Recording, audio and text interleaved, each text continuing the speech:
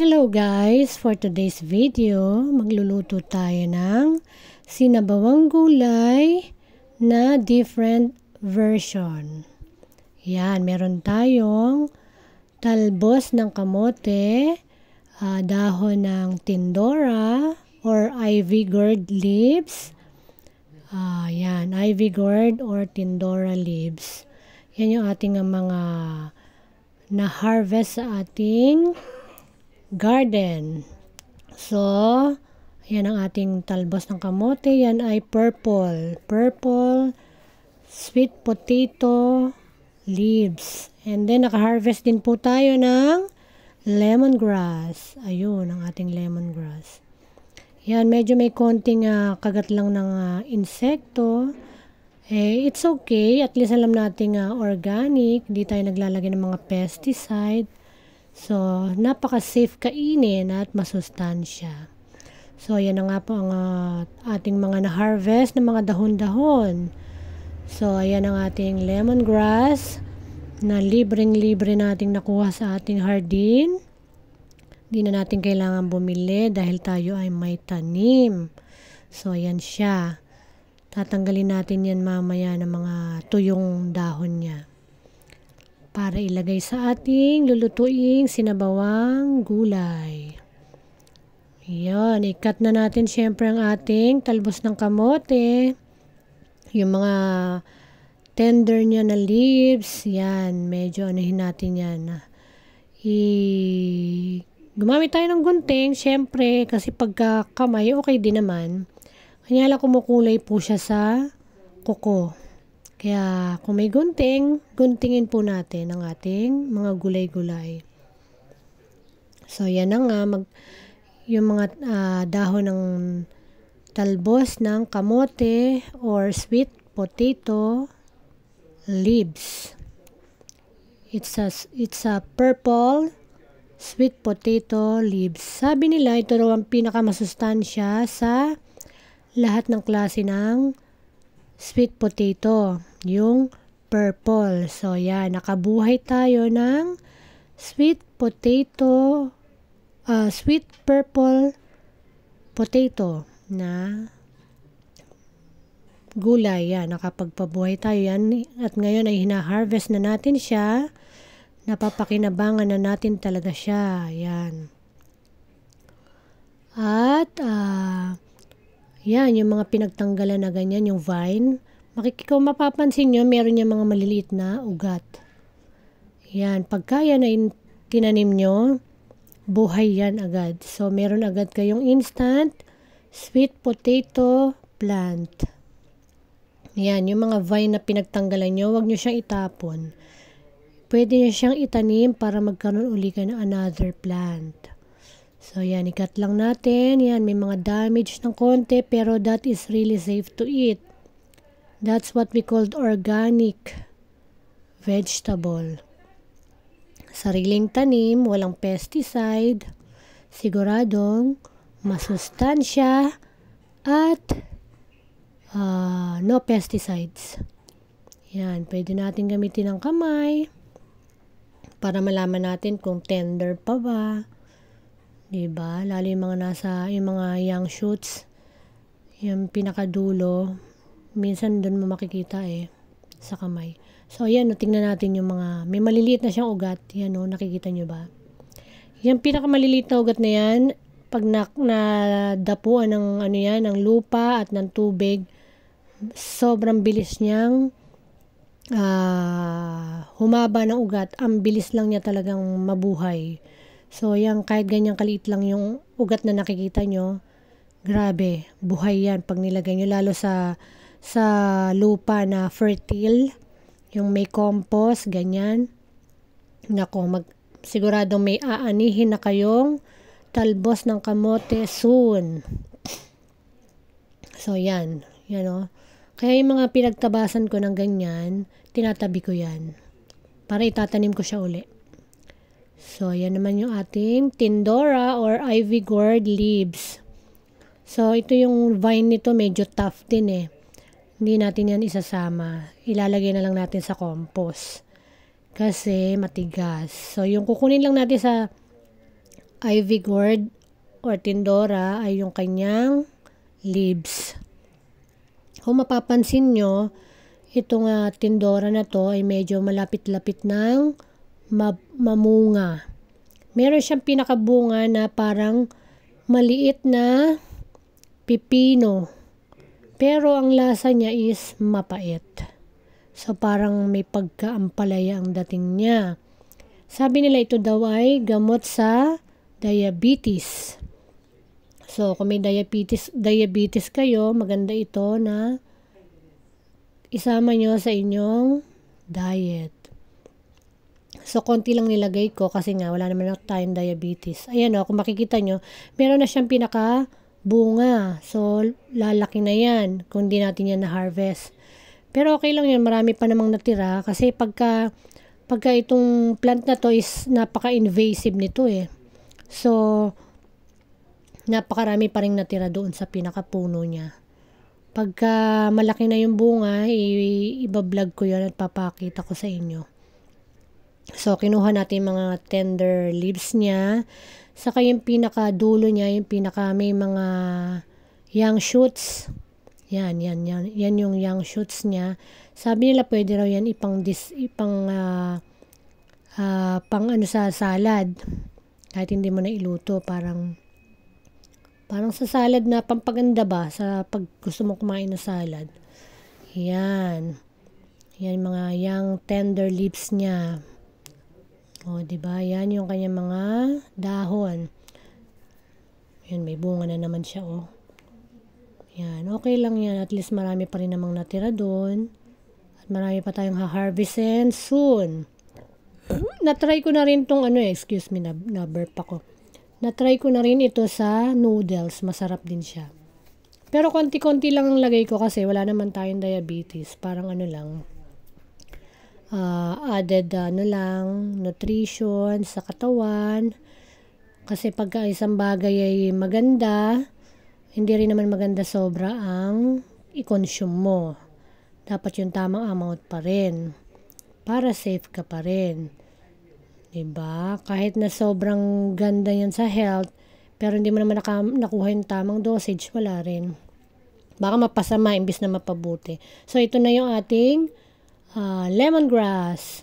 So, yung ating lemongrass, napakadali rin palang buhayin ito. So, yan meron kasing kapitbahay na nanghingi.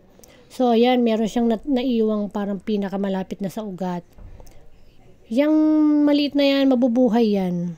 Alam niyo ba yun? Basta may mga ugat na ganyan. So, tatanggalin natin yung mga brown niya, yung mga tuyong dahon. Tapos, itatry natin itanim. At pagka tumubo na, ipapakita ko sa inyo para malaman nyo kung gaano kadali magpatubo ng lemongrass. Sa aking experience, parang madali siyang patubuin kapag yung kaka-harvest mo lang. Tapos ilulubog mo, itatanim mo na agad. Parang nandiyan pa kasi yung buhay niya eh. Buhay pa siya. So, itatanim mo. Pero hindi ito mahilig sa tubig. Paminsan-minsan lang ang dilig. So, yan ay malaki nating lemongrass. Yan yung isasahog natin sa ating lulutuing gulay. Sinabawang gulay na may fish. Leftover fish. Yung fish natin ay bangus na inihaw.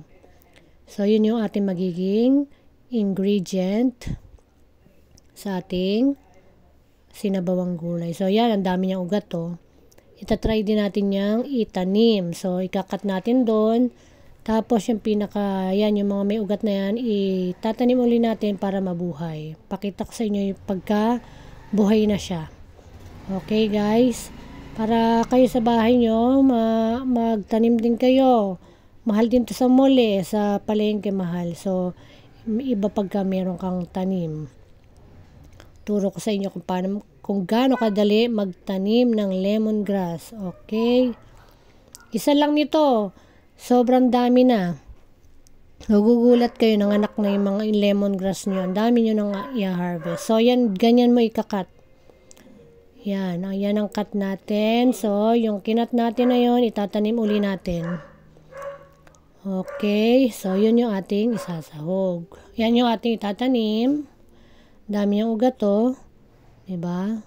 So, yan pala, makikita mo na malaki ang tsansa niyang mabuhay. So, meron kang another lemongrass na ma-harvest soon. So, dito na tayo sa ating isasahog. Yung nakikita natin sa mall na nakatali na siya. Yun, gagawin natin ngayon. Yan, ipebend natin. So, magagawa tayo ng knot. O, diba? Itatay natin siya to make a knot. Yan. So, diba? Parang yan yung nabibili sa sa mall eh. O, ganyan lang. Kanya lang, ingat lang kayo kasi medyo matalas yung dahon ng lemongrass. Kasi nga, ayan, yan, pupukpukin natin yung part na yon para lumabas lalo yung kanyang oil. Para habang niluluto, mas madali na siyang ma-extract. So, yan, ingat lang po sa dahon ng lemongrass para siyang blade. Nakakahiwa. Nakailang beses na akong nahiwa sa dahon nito eh. Kaya, kung mag-harvest kayo ng ganito, kailangan siguro naka-gloves kayo, ganyan. Para iwas hiwa, nakakahiwa siya. So mag-wear kayo ng gloves kung sakaling kayo ay mag-harvest ng inyong lemongrass. So medyo nag-struggle tayo sa pagbuhol kasi nga iniingatan nating mahiwa. 'Yon. So ang lemongrass pala talagang maganda rin 'yan sa katawan. Kaya kung may tanim kayo, pwede niyo siyang gawing tsaa. Lemongrass tea. Yun. Pwede nyo siyang pakuluan ng 3 to 5 minutes. Meron na kayong lemongrass tea. Lasang lemon siya talaga. Yes. So, yan. Kinat natin doon para wag naman masyadong magulo. Yan. Yung mga kinat nating part, yun yung gagawin nating mulch. So, walang sayang sa ating mga tinanggal na parts. Yun. Yan ang ating gagawing mulch, yung mga pinagtabasan. Yung mulch, yun yung mga nasa ibabaw ng mga tanim natin para hindi agad sila matuyo. Parang siya yung nagiging insulator ng ating mga tanim. Pakikita ko sa inyo kung paano ko siya ginamit as a mulch. Okay? Any dried leaves, pwede siyang gawing mulch. So, ito yung ating available na dried leaves. Kaya, ito ang ating gagamitin pang mulch. Okay. I'll show you when pagka nagawa na natin. So, yan na siya. Cut lang siya ng ganyan. Ready to go na yan. Ready to mulch na yan sa inyong plants. So, kumuha rin ako ng tender shoots ng Tindora or ivy gourds. Yan yung pinaka nasa tip ng ating Tindora plant. Tindora vines. So, yan yung pinaka malambot na part ng ivy gourd. Kaya, isasama natin yan sa ating lulutuin. So, napakasustansya ng ating ulam na galing sa ating hardin. Diba? Ang ganda. Pag may sarili kang tanim. Diba? Ayan ang ating pakukuluan, 5 cups. Yung measuring cup ng rice cooker. So, 5 cups ang ilalagay natin. Pwede na yun. That's enough. So, yan, hugasan natin ang ating mga na-harvest na gulay-gulay, dahon-dahon. Sa age natin, kailangan ganito na ang ating mga kinakain. Mga leafy greens. Diba? Kung may tanim, nakakatuwa. So, makaka-harvest ka anytime mong gusto. Diba? Yun ang kagandahan kapag may tanim. Itong Tindora or ivy gourd, hindi ko yan tinanim eh. Volunteer yan eh. Siguro nahulog nung ibon yung buto, yan, tumubo. Saka napakaano nito, hirap nito patayin. Kala ko kasi damo to eh. Kinakain pala. So yan, ni-research ko ng maigi, yun pala, napakagandang gulay din pala niyan. Kaya yan, libre galing kay nature. Diba? Hindi natin yan tinanim, pero kita mo naman, nag-harvest tayo. Gamot pa, diba? Gamot pa raw sa diabetes. So, minsan pagka naka-harvest tayo ng pinakabunga niya, yung parang pipino na maliit, luluto tayo nun. Bablog din natin. Pero mapait daw yun Kaya nga gamot sa diabetes. So, ayan, pukpukin natin, syempre, para lumabas yung oil. Ayan, ganyan lang. Kuha kayong mallet. Kung walang mallet, kutsilyo, yung pinakahawakan ng kutsilyo. Ipokpok nyo dyan. At ito na ang ating na-harvest at nahugasang mga gulay-gulay galing sa hardin. So, magluluto na tayo. Ayan ang ating mga masustansyang gulay na ating lulutuin. Nasasahugan natin ng tirang inihaw na bangus. Ayan Yun ang pinaka main ingredient natin. Diba? Mga tira-tira nyo dyan. Pwede yan. So, ayan na. Magluluto na tayo ng ating sinabawang gulay. Kumukulo na siya ang ating tubig. So, lalagyan na natin ang ating lemongrass na lasang lemon pagka niluto. After natin ilagay ang ating lemongrass, yun, ilubog natin yung pinokpok natin, yan, na part. Para dun yun kasi yung pinakamalasang part So, ayan yung ating natirang bangus. Ayan, sabay na sila na pakukuluan. Siguro mga 3 to 5 minutes. Okay? Lagyan na rin natin ng pampalasa kasi wala tayong bagong isda. Patis, pwede na yan. Ayan, kung ano yung meron yun na lang. Wag na tayo masyadong mag-stick kung ano yung talagang ingredient. Be resourceful, guys. So, ayan na, kumukulo na. 5 minutes na siya. Ilagay na natin ang ating mga dahon-dahon. Ang ating talbos ng kamote na purple. Yan, bagay sa mga anemic. Mga walang dugo. Yan, bagay na bagay yan. So, magtanim na kayo ng talbos ng kamote na purple. Para kayo ay magkaroon ng supplement sa inyong anemia. Okay, ayan na. Lagay natin sila. Diba nakita nyo, ang bilis maluto. Pagka sariling tanim, parang ang bilis niyang lutuin. Siguro kasi buhay pa siya, ganun, kaka-harvest lang. Kaya hindi siya ganun kahirap lutuin. Hindi katulad ng mga nabibili sa store or sa palengke, parang ang tagal bago lutuin. Siguro nga dahil ilang araw na sila doon. Diba, namatay na, nawala na yung nila. So, pwede pa rin naman, kanya lang yung cooking time lang, mas mabilis kapag yung bagong harvest. 1 to 2 minutes lang luto na yan. Oo. So, ilagay natin yung yung Tindora or Ivy gourd leaves. Yun. So, mga dahon-dahon lang naman to, kaya mabilis lang talaga to maluto. Okay, guys. So, medyo lang natin, ilubog-lubog natin sila. Yan yung pinaka-shoots ng ating Tindora or Ivy gourd. Okay. Ilubog-lubog natin sa tubig nang maluto ng maayos. Yan. Mabilis lang to. Siguro another 3 to 5 minutes. So, ang cooking time natin is about 10 minutes. Para makaluto tayo ng ganitong dish. Okay, napakadali lang, 'di ba? In just 10 minutes, may ulam ka na masustansya. Okay, ayan na, naka 10 minutes na. So, kakain na tayo. Ipe-plate na natin 'yan later. Another nutritious meal, nutritious dish from the garden. So, saktong-sakto ang lasa. Hindi maalat, hindi matabang.